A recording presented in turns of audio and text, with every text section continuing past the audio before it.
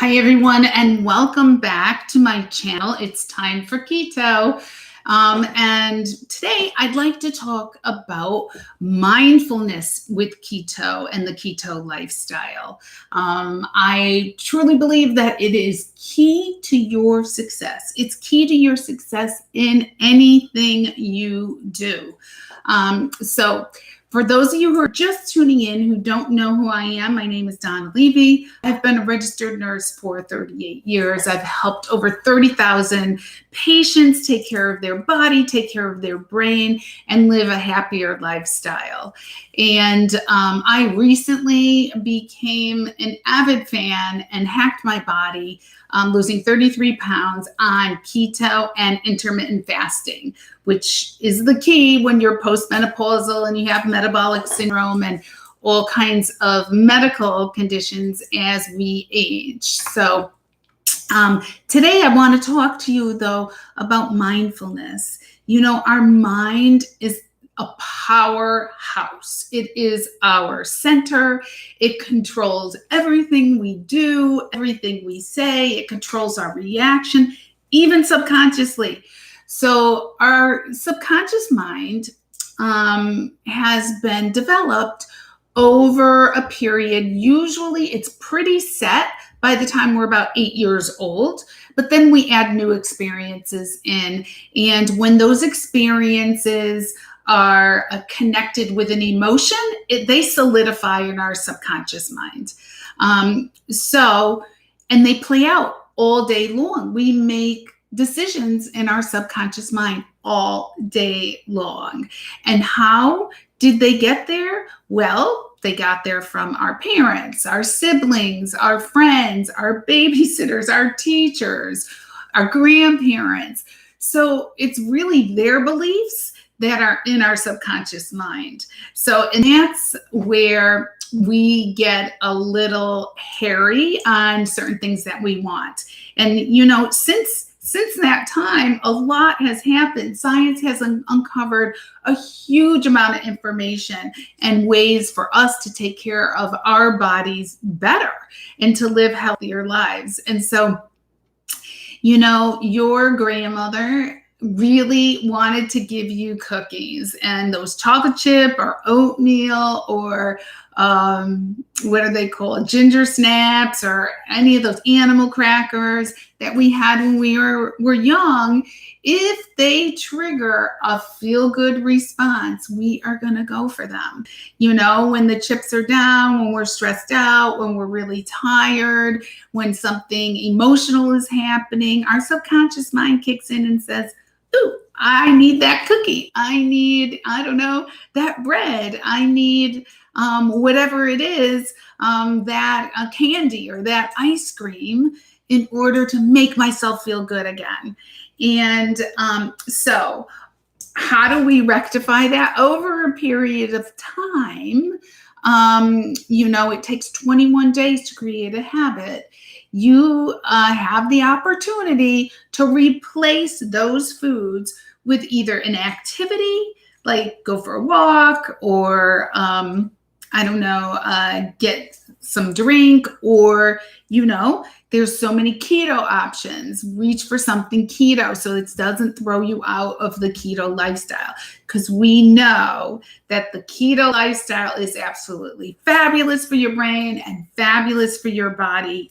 All of those sugary foods that we associate with happiness or comfort need to go, because all we're doing is creating damage in our body, damage in our brain, damage, you know, throughout our life, basically, and emotional damage too, because, you know, when we have sugar, we have those highs and lows, and we can get depressed, feeling depressed if our dopamine isn't at a certain level, and the sugar does that. So, I am just telling you that you have this great opportunity to change it. And, our grandparents associated those cookies with happiness and comfort and nurturing. We don't have to associate that. I mean, I know a lot of women who go shopping. When they feel bad, they go shopping. When they feel happy, they buy themselves something great. When they've reached a milestone, they buy something else. Or they, go out and have a trip, or they go to the beach. They say, when I reach my goal, I'm going to spend the weekend at the beach. Or, you could do little things. I lost a pound, I'm going to the beach, So, celebrate your small milestones and your large milestones. And why we have to be mindful of these, because these are the triggers that can sabotage us. There's other people in our life that also have the belief that sugar is nurturing, and they're going to want to try to give us those things because they're going to try to nurture us. And you just have to be strong and tell them that, oh, thank you so much. And either take it and have company over and feed it to them if they're not doing keto, or, you can donate it. I had to donate 2 cans of whipped cream because we got the fat-free whipped cream, sugar-free, and there's sugar in it. So 2 cans went to a family of 3. So I'm just saying, be mindful, read your labels, be mindful of your triggers. And also, if you're using an app, like a Carb Manager app, do that in the morning. If I'm eating that day, because I do every other day, like intermittent fasting. So if I'm eating that day, I put my foods in that Carb Manager at the beginning of the day. So I know what I'm going to eat for dinner. And there's a couple things that I'll switch out, or I'll have a little more of something, but I have a plan. Remember, if you don't have a plan, you plan to fail. So that Carb Manager is gold. Your app is golden to you, and that is going to keep you on the it's going to keep you from cheating. It's going to keep you from saying, oh, I'll just have a little bite of this, I'll have a little bite of that. No, it's going to keep you honest, and you are going to be on your way. Now, sometimes people aren't losing the weight on the scales, but they're losing the inches in their body. That's why I tell people, please get a pair of pants or a skirt or something, a belt that's been tight on you, and every week or every 2 weeks, try it on. Today, I just tried on a pair of pants that I starved myself for my honeymoon that fit me, but I starved myself and they didn't fit me too much longer after my honeymoon. But guess what? Today, they are so big, they're falling off of me.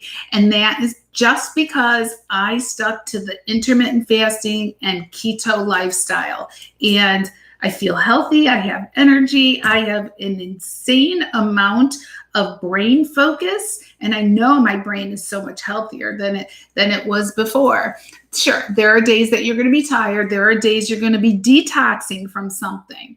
Your liver has to detox. Your pancreas has to really go down and stop producing so much insulin, because your blood sugar is going to go down. Everything's going to, kind of work itself out. You might retain some fluid. Make sure you're drinking enough water. It is working if you are losing inches, even though the scale might be going up or might be going down. The worst thing for your mind is to weigh yourself daily, because weight loss is not linear. It goes up and down all the time. We gain muscle mass, we gain fluid, then we lose fluid, and then we might feel thinner, and that's when you can weigh yourself. I usually tell people about every 2 to 3 weeks to weigh themselves, as long as they're being really strict on the diet. And of course, you want to be pretty strict on your first couple of months because you want to lose weight.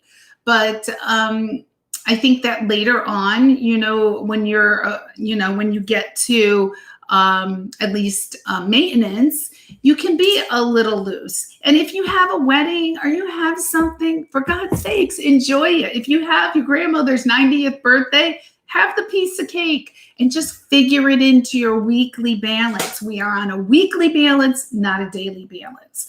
So, and I have a video on that, so you can watch that. But remember, you are strong. Your brain is strong. You can overcome those ants or negative thoughts that other people have placed inside of your brain.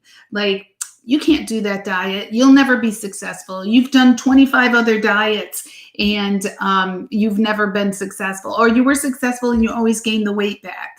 No, X that all out of your life. Today starts a new day. And guess what? You're going to be successful and you're going to keep this up because it's a wonderful diet. It's, I call it the Millionaires Diet because carbohydrates are the poor person's diet. You know, when I used to go into the projects in New York, when I was doing visiting nurse, that's what people lived on: rice, pasta, bread, all those cheaper ingredients, beans, and they're all carbohydrate overload. And they all had diabetes. And that's why I was going there, between diabetes and dementia and hypertension. So that is what gives you that metabolic syndrome that we need to clear up as soon as possible so that, you know, we don't get plagued later on in life with the cardiac disease, dementia, diabetes, renal failure, liver failure, all kinds of bad stuff that you really don't want to go through. They're painful diagnoses and experiences, and I don't wish it on anyone. So you have the opportunity now to take care of yourself, take care of your brain, take care of your body, and live a happy, healthy, focused life. So be mindful of all those things and you will be successful on keto.